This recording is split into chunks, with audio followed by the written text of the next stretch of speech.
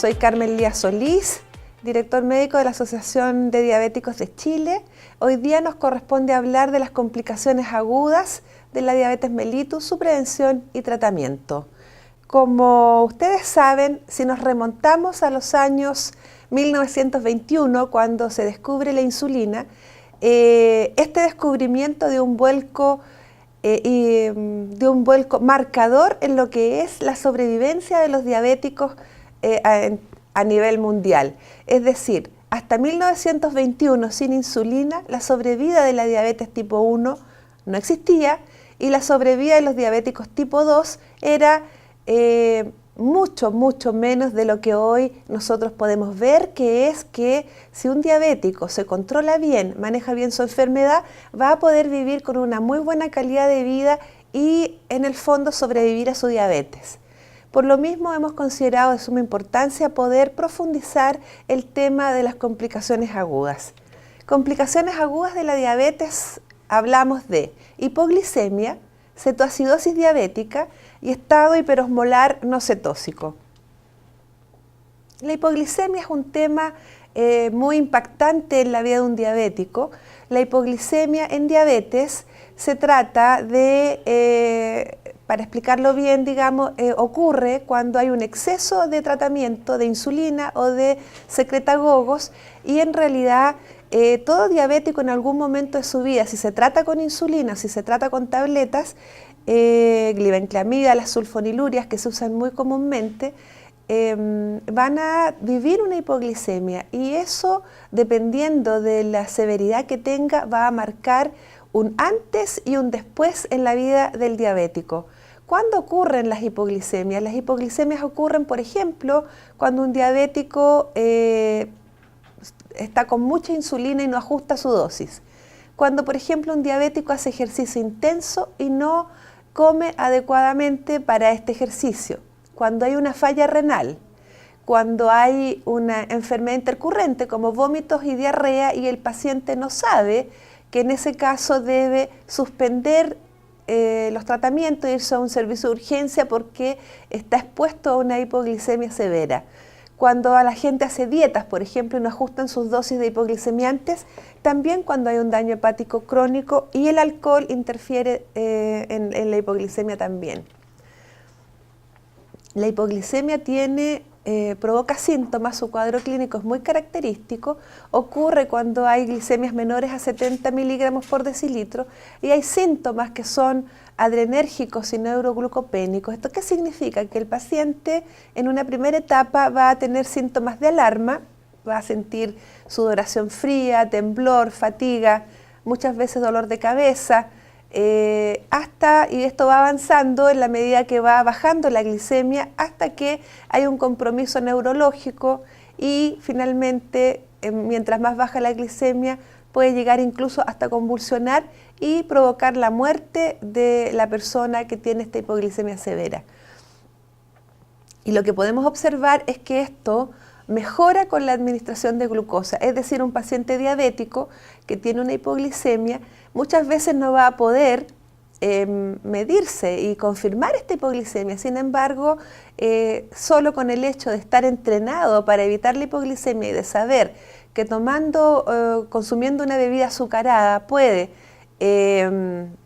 terminar con la hipoglicemia y evitarla, esto es confirmatorio de diagnóstico y entonces uno puede decir que efectivamente ese paciente, independiente que se haya medido o no su glicemia, ese paciente tuvo una hipoglicemia, se confirma el diagnóstico.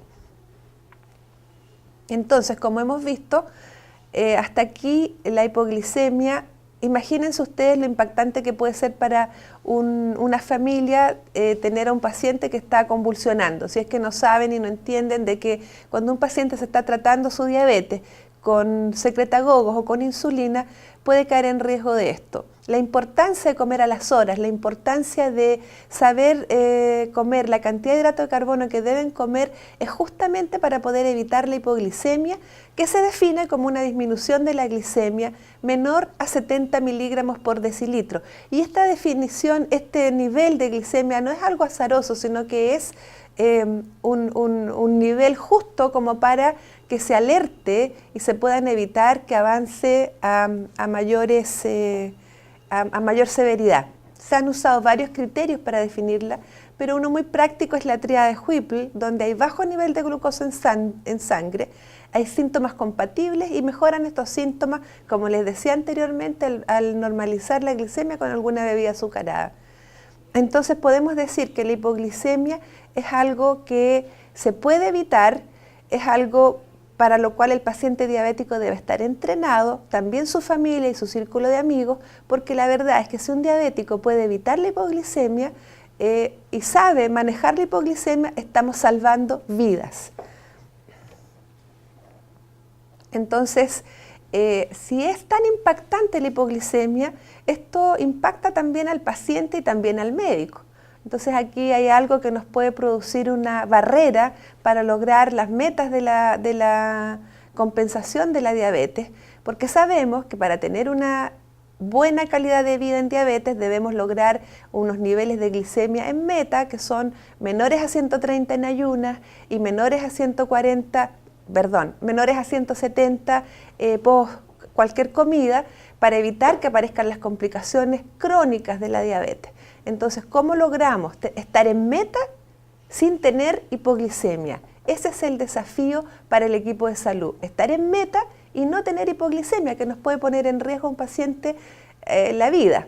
Entonces tenemos que saber que esto limita al equipo de salud, porque a todos les da miedo tratar en un límite casi de hipoglicemia para estar en metas correctas para evitar las complicaciones crónicas. Por eso que la meta siempre debe ser una guía, porque si hay un paciente que ya tiene su edad, que tiene más de 70 años, que tiene ciertas características clínicas, uno no se va a poner tan exigente porque a lo mejor la hipoglicemia lo puede complicar demasiado. Esto quiere decir que uno debe actuar con criterio en definir cuál es la meta, tanto de glicemias como de hemoglobina glicosilada que define para un paciente. La principal causa de las hipoglicemias son los medicamentos, la insulina y los secretagogos, los hipoglicemiantes orales.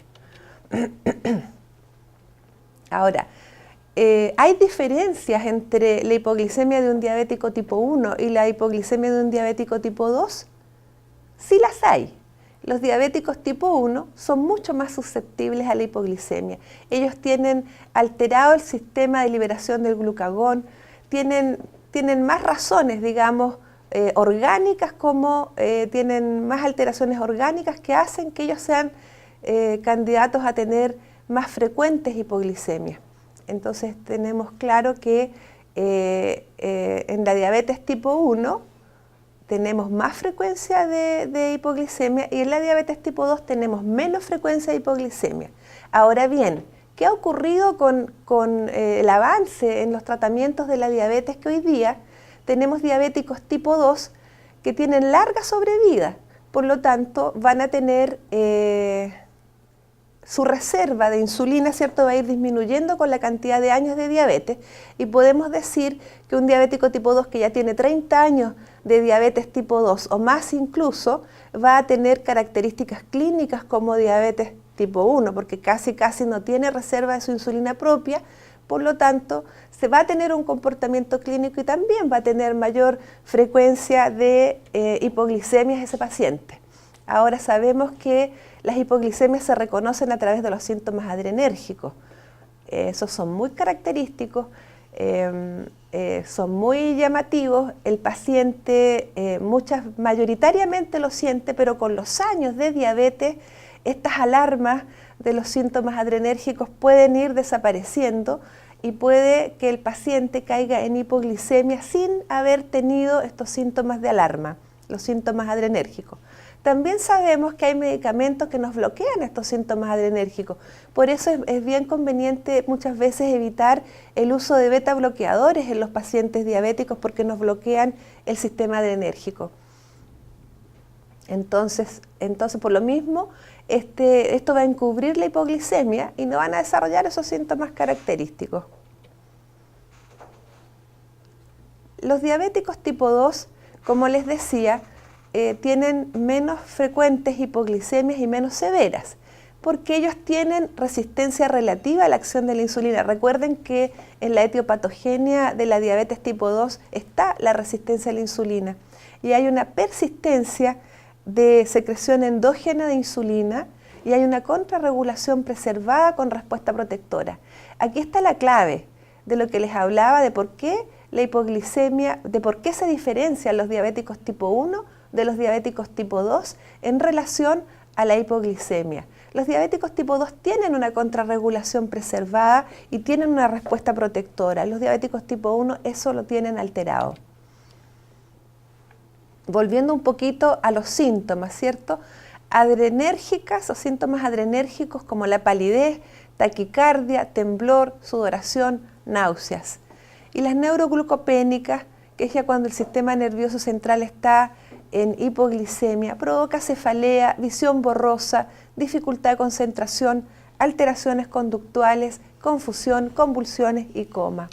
Entonces, lógicamente que toda esta cantidad de catástrofes que le pueden pasar con la hipoglicemia a un paciente diabético es algo que afecta al equipo de salud y a la familia. Por lo tanto, un paciente diabético que empieza su tratamiento con antidiabéticos orales, sobre todo de la familia de los secretagogos y sobre todo con insulina, no debe abandonar la consulta sin saber cómo protegerse frente a una hipoglicemia. Y esto hay que hacerlo de manera muy demostrativa, muy exigente, porque la verdad es que muchas veces los pacientes no le creen a uno que es tan grave.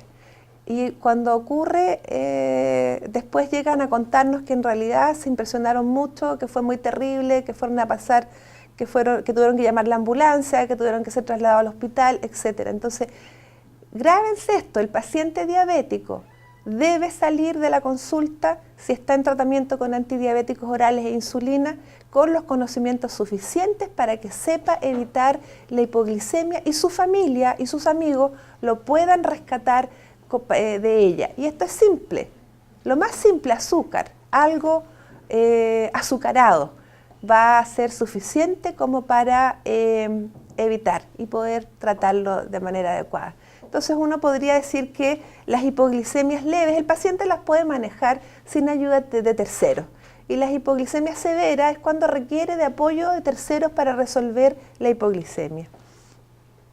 Tenemos mecanismos de defensa, ¿cierto? Para ello están la secreción de glucagón y epinefrina estimulada. El hígado juega un rol muy importante en esto. Cuando hay una hipoglicemia en un organismo natural, normal, digamos, los niveles de insulina bajan y los niveles de contrarregulación, el glucagón sube. Hay mecanismos que existen, que tenemos intrínsecos, que en el diabético están alterados, y eso es lo que empeora las cosas, ¿cierto? Una persona normal tiene los mecanismos de defensa adecuados como para no caer en hipoglicemia. Veíamos que la hipoglicemia leve puede, incluso hasta una moderada, puede ser manejada por el paciente mismo. Y la severa siempre va a requerir de ayuda de tercero y por eso es que es importante también entrenar al entorno del diabético. El efecto Somogyi. El efecto Somogyi es muy importante para el médico que trata pacientes y usa insulina conocer este efecto porque nos engaña.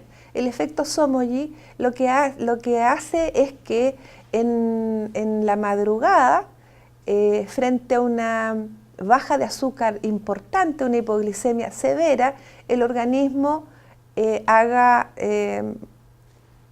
ponga en marcha todos sus mecanismos de defensa y en el fondo, en ayunas, el paciente va a despertar con una hiperglicemia. Entonces, ¿por qué es engañoso? Porque el médico, ¿qué va a ver? Va a ver que ese paciente tiene una glicemia alta en ayunas y lo que va a hacer es aumentar la insulina y va a seguir entrampando a ese paciente en hipoglicemias nocturnas. Entonces, el efecto Somogyi es la hiperglicemia, ¿cierto?, que se presenta posterior a una hipoglicemia nocturna y ahí lo que hay que hacer es decirle al paciente que se mida la glicemia alrededor de las 3 de la madrugada para poder confirmar que esto es así.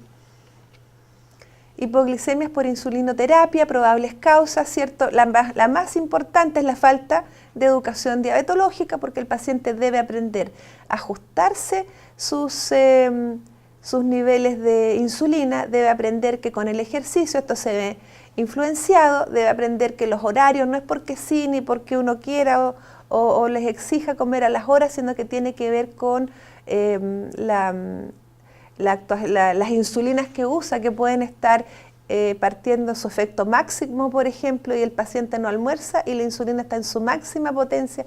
Por supuesto que el horario de esa comida se pone en el horario en que la insulina tiene su máxima potencia. Todo esto va asociado con los efectos de la insulina. Si un paciente se alimenta mal porque inicia una dieta y come solo hoja verde y muy bajo contenido de hidrato de carbono, con proteína, etcétera, que a veces la gente se pone a hacer ese tipo de dietas, va a caer en hipoglicemia. Un diabético que usa insulina, que usa tratamiento con antibióticos orales, no puede hacer dieta libre, tiene que estar muy asesorado por un equipo de salud, nutricionistas, porque va a caer en hipoglicemia. Ahora bien, también si se realiza un monitoreo puede que el paciente no lo sepa interpretar, es decir, acá la educación diabetológica es fundamental. Hipoglicemia por insulinoterapia, como decíamos, hay que evitar glicemias inferiores a 70 miligramos por decilitro, plantear objetivos de glicosiladas menores a 7, pero mayores a 6, como les decía, y ver que la gente mayor es más sensible incluso a la hipoglicemia, entonces tenemos que ponernos menos exigentes con la gente mayor o que tiene otras patologías asociadas. Hay que adaptar la terapia insulínica intensificada al estilo de vida de cada paciente y siempre hay que comenzar gradualmente la instrucción de la terapia insulínica, principalmente en niños y ancianos. ¿Cuál es el tratamiento? El tratamiento, ¿cierto?, es la ingestión de 20 a 25 gramos de hidrato de carbono, que puede ser azúcar granulada, bebida o jugo azucarado. Se repite a los 15-20 minutos. Si persisten los síntomas, se vuelve a repetir. Si persisten los síntomas o sigue la glicemia baja. Ahora bien, 2 intentos de poder recuperar a un paciente, el tercero tiene que ir al hospital, porque quiere decir que estamos frente a una hipoglicemia que no la estamos pudiendo rescatar y eso requiere de manejo hospitalario con glucosa endovenosa, etc. Entonces, cuando esto es severo es ideal hospitalizar. En diabéticos tipo 1 se prefiere usar glucagón si está al alcance, ¿cierto? Eso recupera conciencia en 10-15 minutos, pero si no recupera conciencia, más de 2 glucagón subcutáneos no hay que utilizar y lo que uno tiene que saber que el alcohol bloquea esto, por lo tanto si hay gente que ha estado en una fiesta o ha consumido, está en una condición etílica, hay que hospitalizar, porque no va a responder de la misma manera. Y cuando uno logra rescatar de la hipoglicemia al paciente, hay que aportar carbohidratos complejos. Ahora bien, algo que hay que destacar es que hay algunos hipoglicemiantes orales que tienen un efecto prolongado y por lo cual hay que tener un control, por lo menos durante 3 días, de saber que hay metabolitos activos que siguen bajando el nivel de azúcar, por lo tanto hay que mantenerlos a lo mejor bajo control en el hospital durante 3 días para que se recupere bien esta hipoglicemia, porque hay hipoglicemiantes orales que son de larga vida. Entonces, primero hay que identificar la causa de la hipoglicemia y corregirla, ajustar las terapias en caso necesario y hacer educación al paciente acerca de los riesgos, manifestaciones de hipoglicemia y manejo. El autocontrol de la glicemia es un aporte, tienen que haber siempre las metas glicémicas, deben ser individualizadas y tienen que haber regímenes de insulina y hipoglicemiantes orales flexibles. Entonces, uno debe prevenir la hipoglicemia porque incluso una hipoglicemia severa también puede causar infarto y muerte súbita. Esto es un recordatorio, ¿cierto?, de que tenemos toda una suerte de hormonas, las hormonas contrarregulatorias que siempre actúan cuando estamos en crisis de hipoglicemia, cuando hay una baja de azúcar, sale el glucagón, ¿cierto? Las hormonas contrarregulatorias, las catecolaminas, la CTH, la hormona del crecimiento, el glucagón, tienen un rol súper importante en esto. Algo que falle en esto también nos puede generar un conflicto mayor. Entonces, hasta aquí vamos a llegar con la hipoglicemia y vamos a continuar con otra complicación aguda de la diabetes, que es la cetoacidosis diabética grave. Cuando uno habla de complicaciones agudas, pero en relación a que hay una descompensación diabética grave, la diferenciación está en que en la diabetes tipo 1, que es la diabetes donde no hay una insulinopenia absoluta, ¿cierto? Va a haber cetoacidosis diabética grave si la persona está sin tratamiento o tiene algún factor de riesgo, alguna enfermedad concomitante que lo lleve a una descompensación hiperglicémica severa, puede llegar a producirse una cetoacidosis diabética grave. En los diabéticos tipo 2, en que en general son pacientes que tienen otro mecanismo de origen, una etiopatogenia distinta de su enfermedad, que tienen insulina, acá no van a hacer cetoacidosis, sino que lo más frecuente es que hagan un estado hiperglicémico, hiperosmolar, no cetósico. ¿Por qué? Porque tienen insulina suficiente, ese poquitito es suficiente para evitar la cetoacidosis. Van a ser otro tipo de cuadro grave que se llama estado hiperglicémico hiperosmolar no cetósico. Entonces primero vamos a hablar de la cetoacidosis diabética grave, su cuadro clínico. Acá nos enfrentamos a un paciente grave en su manifestación máxima, ¿cierto? Vamos a enfrentar a un paciente grave con un cuadro de descompensación importante, donde están todos los síntomas de la diabetes presentes, la polidipsia, poliuria, polifagia, ¿cierto? Y baja de peso importante. Se va a producir una deshidratación muy importante. Uno puede ver a un paciente muy afectado, muy comprometido en su estado general, y todo esto va a conllevar a una cetoacidosis. Cuando esto sigue avanzando, empieza a afectarse la conciencia, va a haber problemas va a haber una obnubilación, ¿cierto? Mientras más grave, sopor y coma. Y uno siempre debe buscar qué puede estar causando este cuadro de descompensación grave que puede llegar a una cetoacidosis. Entonces, causas de la cetoacidosis diabética grave, principalmente este cuadro se produce en diabéticos infantojuveniles, ¿cierto? En la diabetes tipo 1, y en general la principal razón es abandono de tratamiento, sobre todo en adolescentes, pero infecciones, fiebre, cuadros infecciosos también pueden ser la razón. Vamos a continuar entonces, ¿cierto? Tratando de definir esto. Es una descompensación hiperglicémica, hay una formación de cuerpos cetónicos, se produce una acidosis metabólica, hay una intensa deshidratación con o sin compromiso de conciencia. Esto antes de la insulina mataba a los diabéticos tipo 1, los infantos juveniles. Hoy día, ¿cierto? Esto tiene tratamiento, los diabéticos se tratan con insulina desde el año 1921, donde cambia radicalmente la evolución de la diabetes. Entonces, en su fisiopatología tenemos un déficit de insulina, hay un aumento de las hormonas de contrarregulación donde el glucagón, cortisol, catecolaminas y hormona de crecimiento juegan un rol preponderante. Tenemos que acá los órganos blancos, los tejidos blancos, el hígado, el músculo, el tejido adiposo, donde se producen estos mecanismos, son relevantes.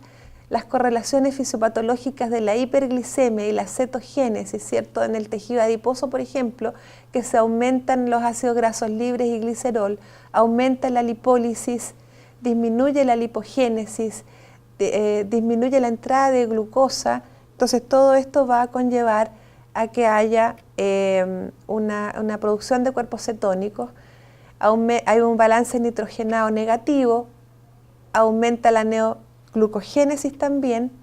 En el hígado no está frenado, sigue aumentando la glucogénesis y la lipogénesis, y finalmente se va a producir un aumento de la lipólisis, la cetogénesis, conduciendo a una hipercetonemia y acidosis metabólica. Entonces, en los cuerpos cetónicos, ¿cierto?, más importantes el acetoacetato, el beta-hidroxibutirato y la acetona. También tenemos que acá el anion gap, que se puede calcular con esta fórmula, es una fórmula que diferencia, caracteriza a la cetoacidosis del diabético por un anion gap mayor a 10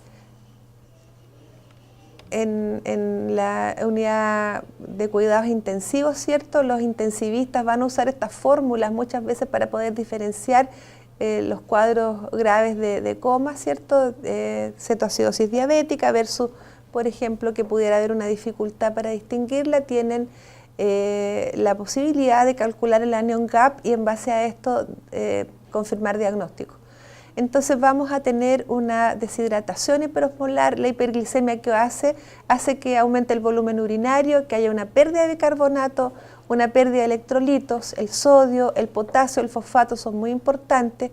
Va a disminuir la reabsorción tubular de bicarbonato, va a disminuir la filtración glomerular y todo esto va a llevar a un cuadro grave que hay que tratar de controlar. Y acá lo que les quiero mencionar es que la cetoacidosis diabética grave se trata en una unidad de cuidados intensivos y es ahí donde el médico va a tener que manejar todo esto partiendo por la hidratación, el manejo con insulina, el cuadro metabólico, ¿cierto?, la acidosis metabólica, y todo esto tiene un protocolo muy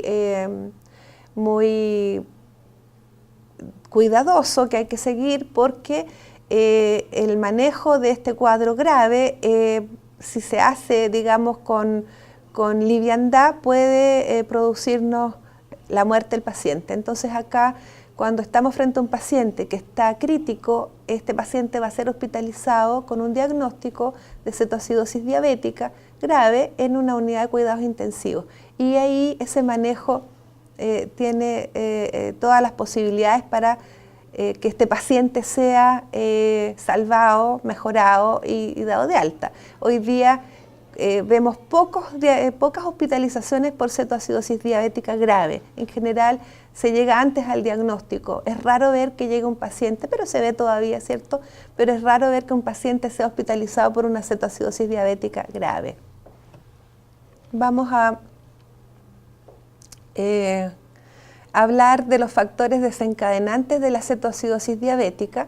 Como les decía, la insulina, los adolescentes muchas veces se olvidan de colocarse su insulina, muchas veces por los trastornos conductuales propios, a lo mejor de la adolescencia, pero curiosamente es tan importante esto que es una de los principales motivos de factores desencadenantes de la cetoacidosis diabética. Las infecciones graves también. Infarto al miocardio, accidente vascular, cirugía, pancreatitis, embarazo y otros que son desconocidos. Ahora, lógicamente, por edad va a diferenciarse la patología desencadenante de este cuadro grave. Si es un diabético tipo 1 que ya está en cierta edad de tener infarto, ¿cierto?, accidente vascular, vamos a tener que buscar esos cuadros graves que pueden desencadenar esto. A veces hay cirugías, a veces hay pancreatitis. El embarazo también puede ser un factor desencadenante de una cetoacidosis diabética. También hay factores desconocidos.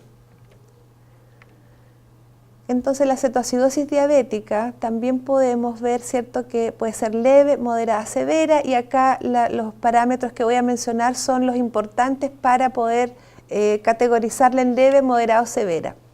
La glicemia, el pH, el bicarbonato, cetonuria, cetonemia, la osmolaridad, el anion gap y el sensorio. Tenemos leve, moderado y severo.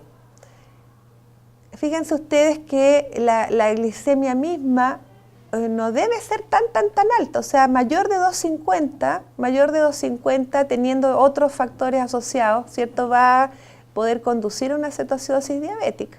Moderado, uno va viendo que el pH va cambiando, ¿cierto? moderado es un pH entre 7 y 7,2 y severo es un pH menor a 7. La cetonemia está siempre positiva en la cetoacidosis diabética, está siempre positiva y la osmolaridad es variable.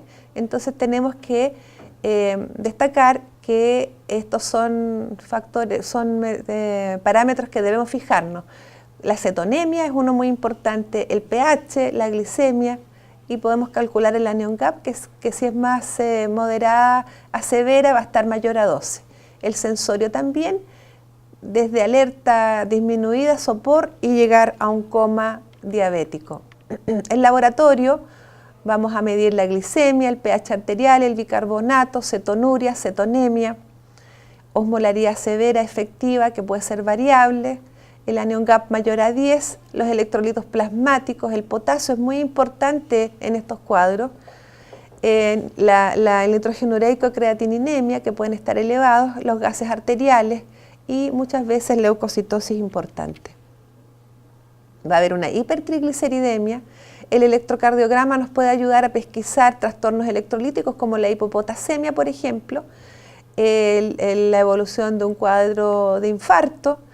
También se deben realizar los pancultivos, amilasemia, las transaminasas, radiografía de tórax, ecotomografía abdominal, etc. O sea, también tenemos que orientarnos a los exámenes de acuerdo a la patología desencadenante en que estemos pensando. Si estamos pensando que un diabético está con una neumonía, lógicamente vamos a tener que pedirle una radiografía de tórax.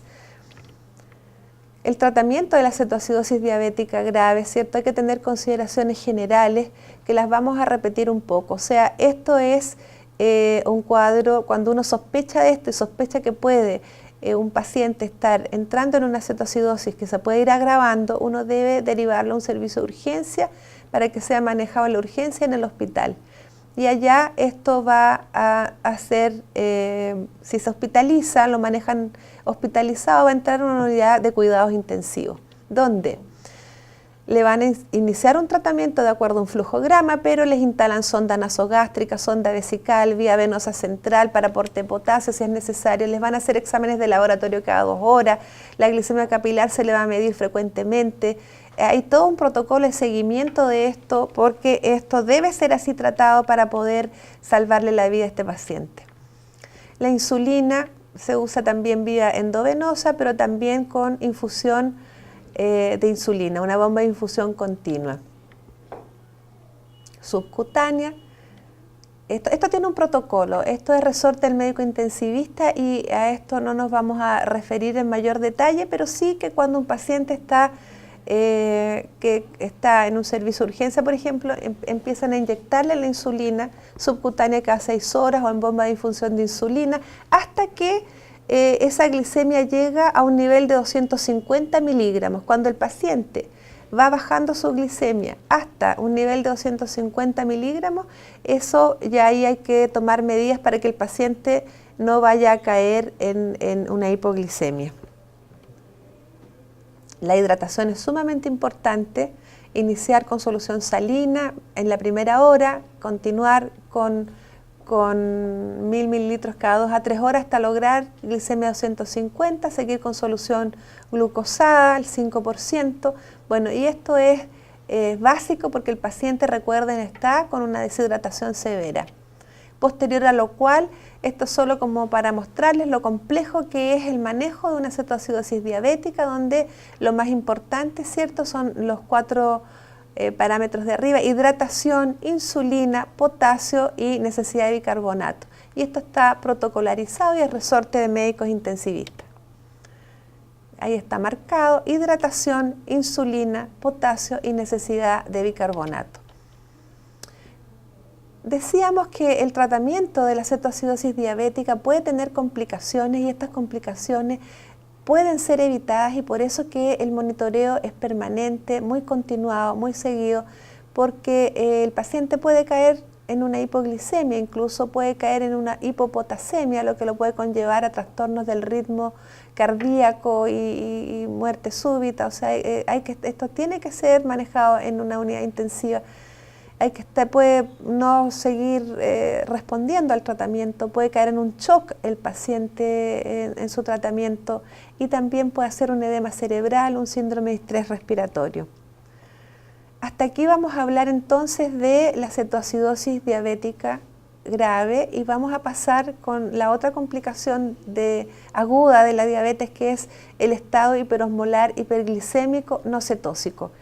Hoy día hay millones y millones de diabéticos tipo 2 en el mundo. Se dice que hay 380 millones de diabéticos en el mundo y Chile no está distante de esa realidad de tener un número importante de diabéticos. En la última encuesta de salud se hablaba de que había un 9,4% de prevalencia de diabetes y este número se cree hoy día, ya después de 3-4 años de la última encuesta, debe llegar a un 10% de prevalencia de diabetes. Esto significa que en Chile hay más de 1.200.000 diabéticos, más de 1.200.000, calculado al 9,4%, si estamos en un 10%, todavía esa cifra está en mayor nivel y eso hace que podamos por número tener un mayor número de pacientes diabéticos tipo 2, que es una diabetes que principalmente se da en gente adulta,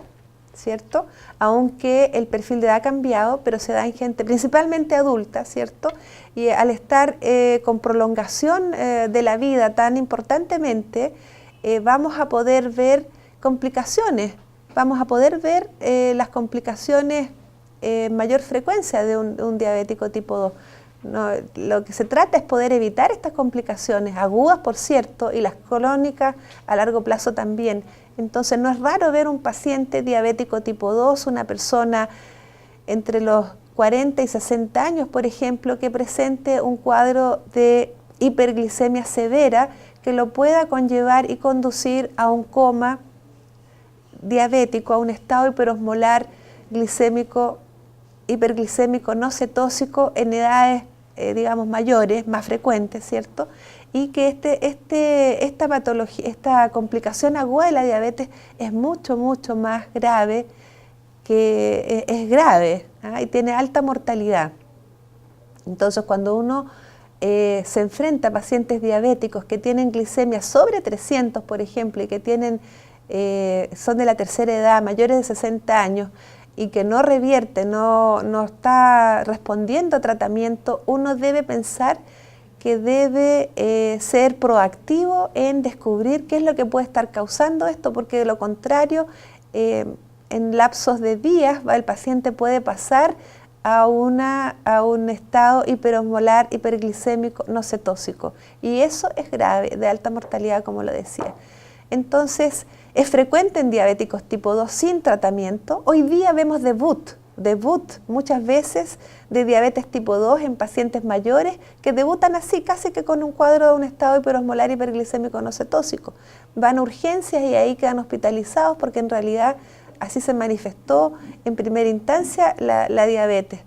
Pero es porque no consultaron a tiempo cuando presentaron síntomas. Este estado, esta complicación aguda, es infrecuente en la diabetes tipo 1.